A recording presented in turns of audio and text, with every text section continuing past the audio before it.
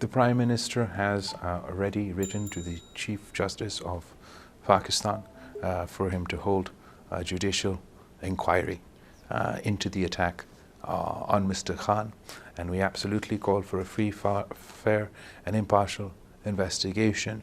And a free, fair, impartial investigation means that we shouldn't politicize this tragedy, use it to target individuals without proof. So therefore, a free, fair, impartial investigation is the best platform, best vehicle to address this issue. Pakistan and Saudi Arabia have historic and brotherly relations that span not only across time and history, but have developed a depth over the years.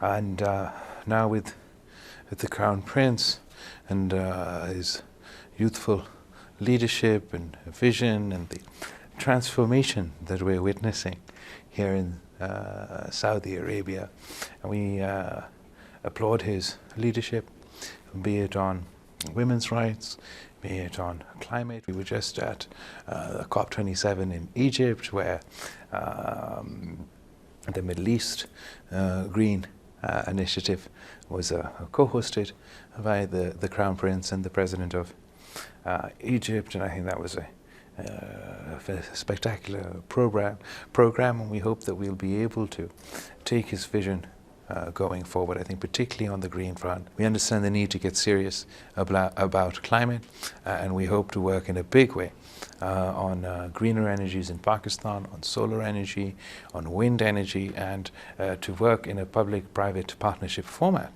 and engage the private sector, not only within Pakistan, but within Saudi Arabia and other countries. We are incredibly grateful. First, the Kingdom of Saudi Arabia, the people of Saudi Arabia have always been great friends and supporters of Pakistan.